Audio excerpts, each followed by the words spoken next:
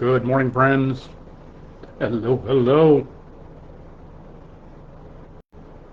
How are you this morning? Hello, hello. Great to see you on this Thursday. Hope it is a good day. And, there's wonder and beauty in your day. Excuse me. There is some pollen going these days, so hope that everything's treating you well and things are good in your world.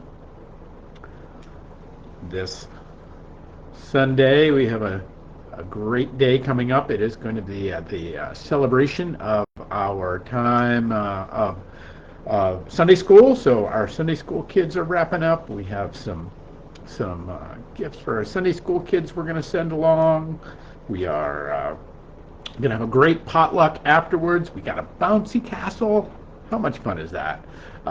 It's going to be a good Sunday on Rock Street. So I hope that whether you join us digitally, whether you are here, you can come be a part of that great joy. We also celebrating baptism. Does it get better? It doesn't get better. It's so good. Good morning, friends. Whew. Hey, Karen, good morning to you. Hope you're doing good. That there is wonder and goodness in these days for you. Hello, friends.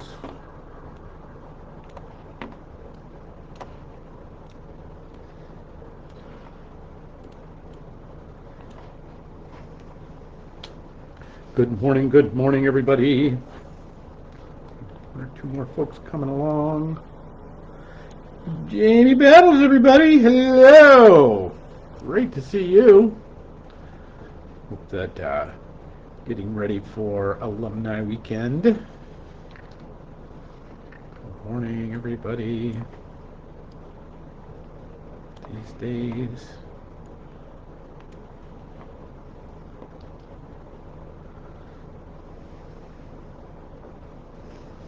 Good morning. All right, friends. Good morning. All right, let's get going this morning. It is the 11th day of September. We're almost halfway through September. Where am I and who am I? It is the 11th day of June here at 11:11 on this Thursday. I don't know. I don't know what happened. It's the joys of a live stream. Who knows what's going to happen? Welcome, everybody. I hope you are having a great Thursday and that this day finds you well. There is this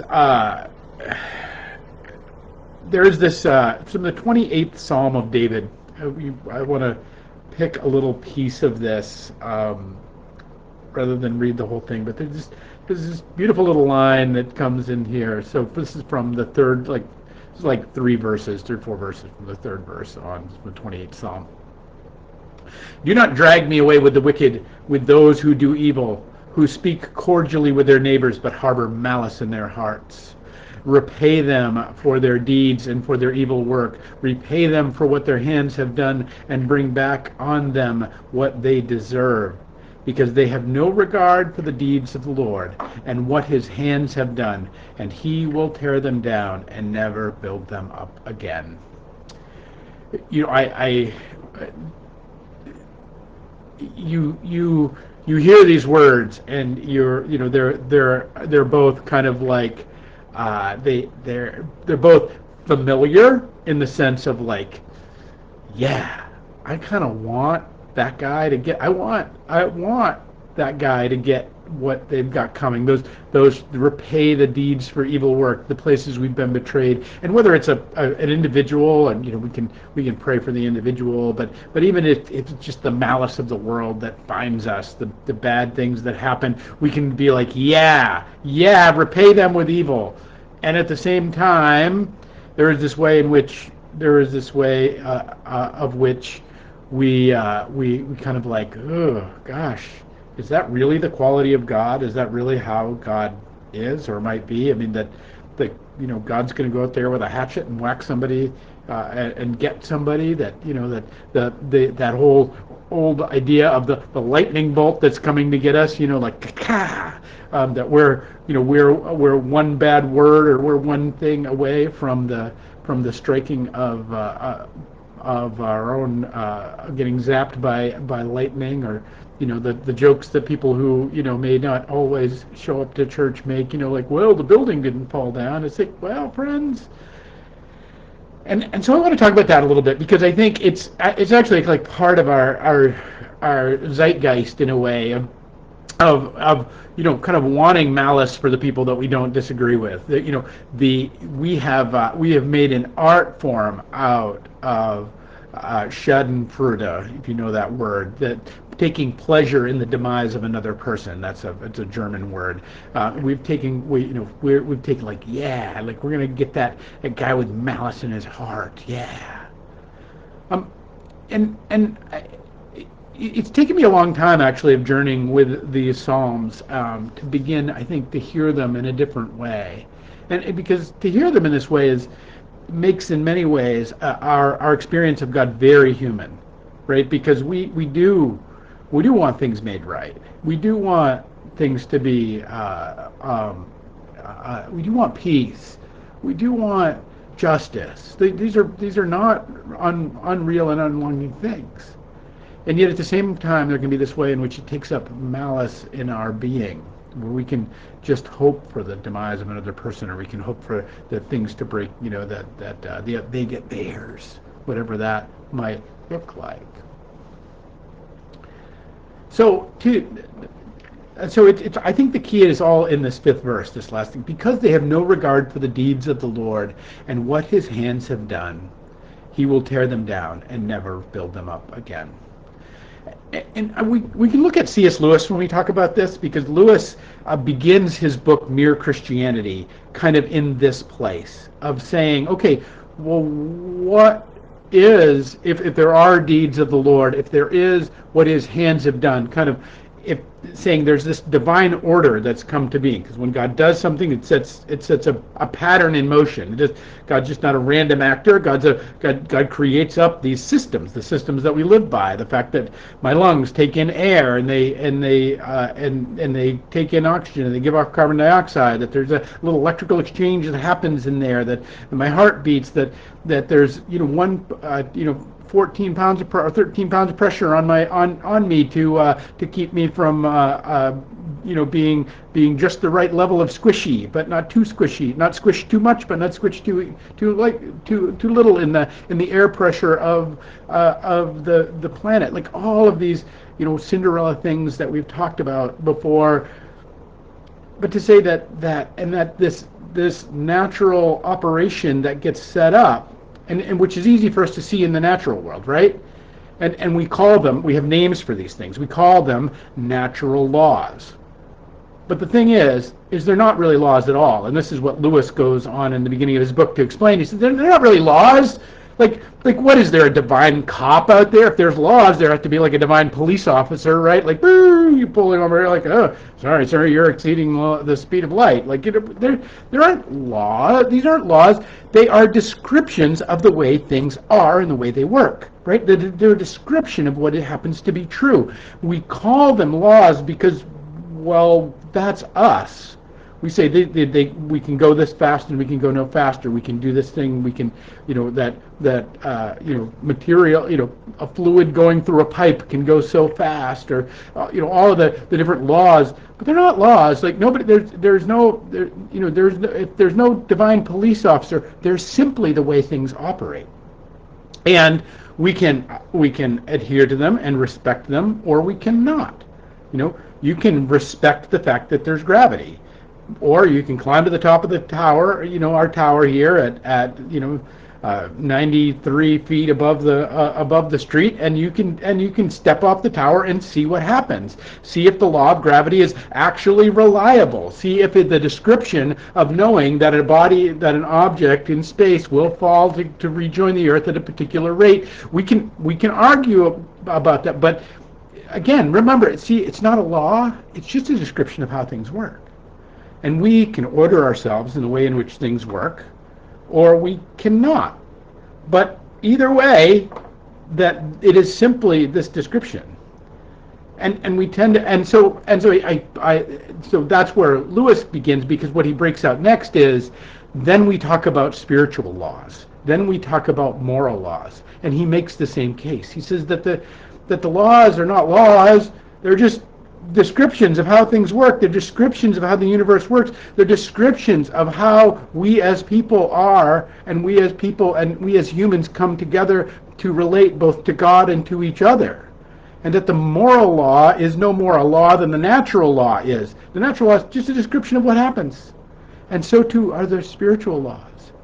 And so when we look at our little friend over here in the 28th Psalm, and this kind of our little schadenfreude moment of hoping, they get theirs, and where he lands in this place of saying, because they have no regard for the deeds of the Lord and what his hands have done.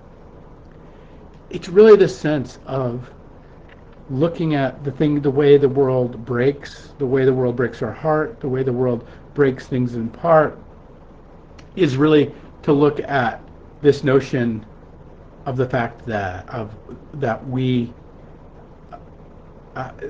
don't give credence, or we don't see, or we don't know what these spiritual the respect of the spiritual laws. And we really encounter that with people, don't we? Like when people really misbehave, what we discover is that there's this way in which it's not that there's this divine cop that's going to pull them over. It's not that God is out there judging them and wanting to tear them down.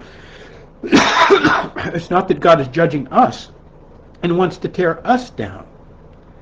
It is simply the fact that there is a way in which the universe is wired, and we are invited to participate in it. In Mere Christianity, he says it this way. He says there are two things. First, human beings all over the earth have this curious idea that they ought to behave in a certain way, and they can't get rid of that idea. And second, they do not, in fact, these people all over the earth, behave in that way, and they know that the law of nature, as he calls it, and they break it. So, where are we going with that? Why do we care about this kind of incredible setup we've just made?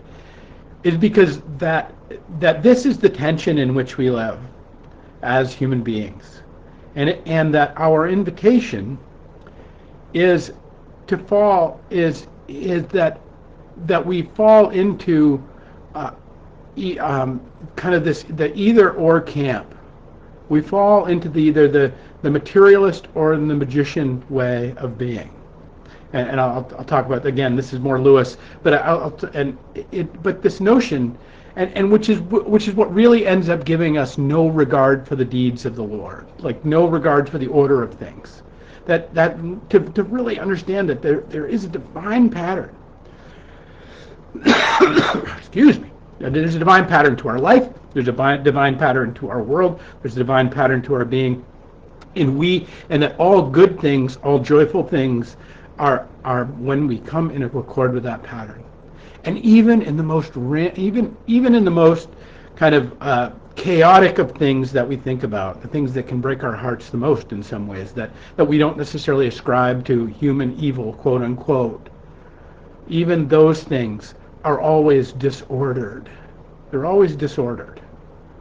The death of a child before a parent, the loss of the loss of a job that is meaningful to us. Not just because we get a paycheck, but we actually have meaning.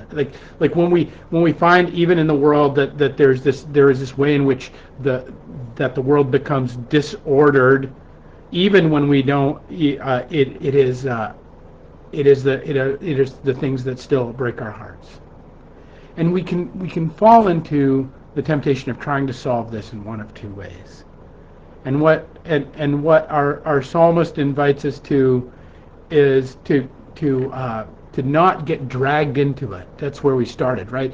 Do not drag me away with the wicked. Like we can get sucked into these things, and both of these voices are very loud right now. The materialist and the magician's voice. And so, again, quoting Lewis, this is how he explains this. There are two equal and opposite errors into which our race can fall about the devils.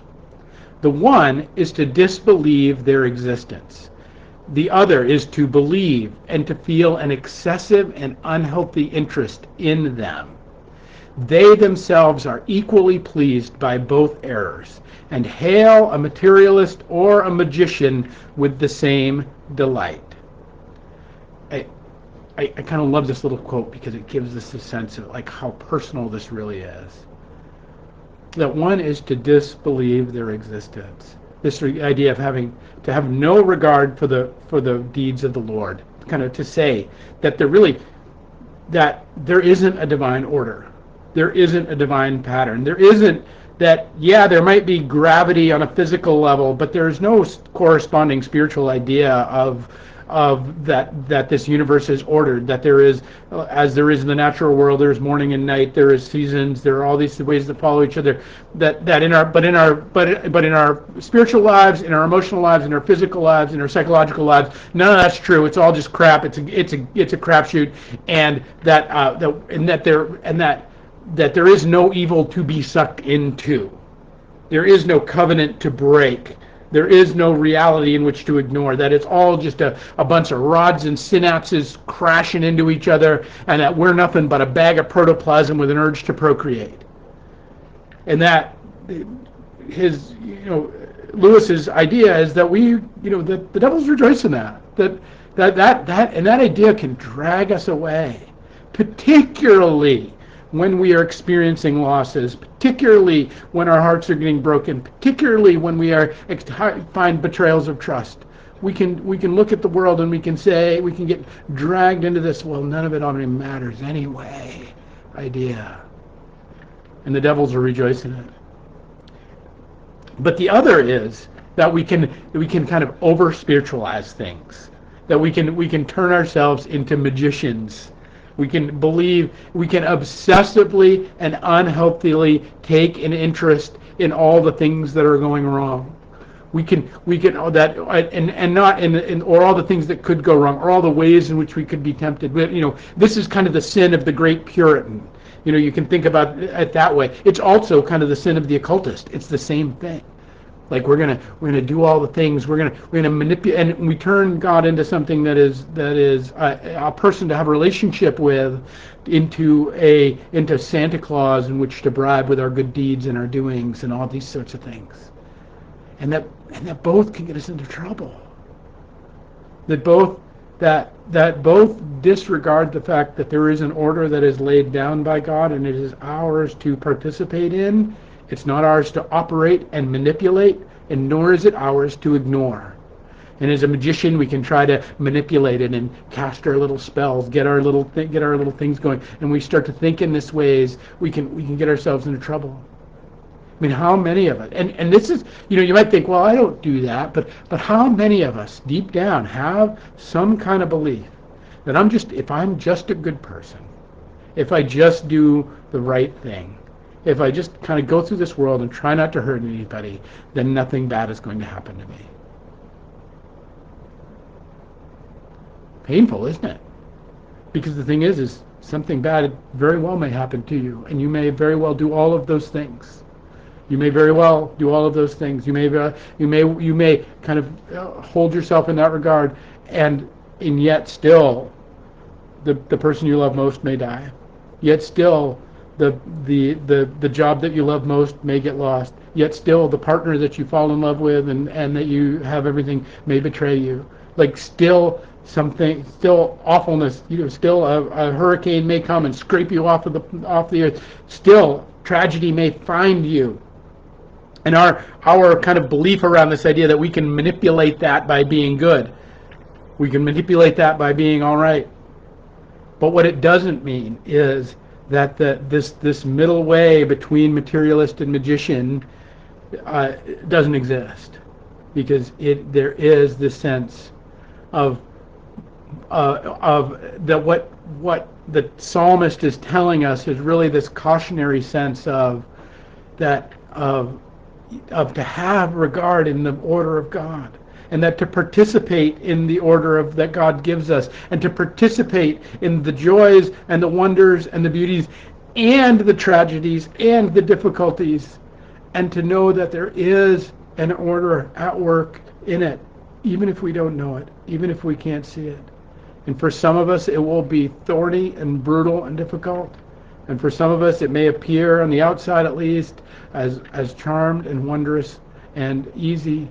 But whatever it is, that just in the same way that the sun comes up and the sun goes down, just in the way that the seasons change, and just in the way that gravity works in the natural world, so too does the spiritual reality ordered by God.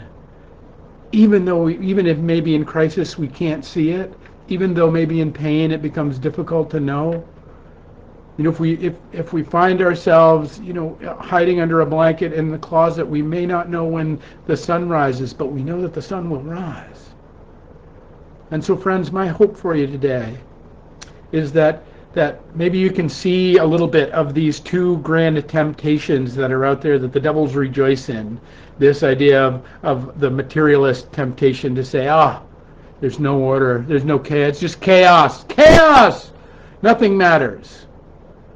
Or that our grand temptation to be a magician and to bend God's will to our will, to make the universe in our own image, to set ourselves up as God versus God's own thing, and to become kind of super obsessed with all the things with either our moral purity or our occultist sense, however it may work itself out, or just the fact that we think we can bend the world to our being, rather than to simply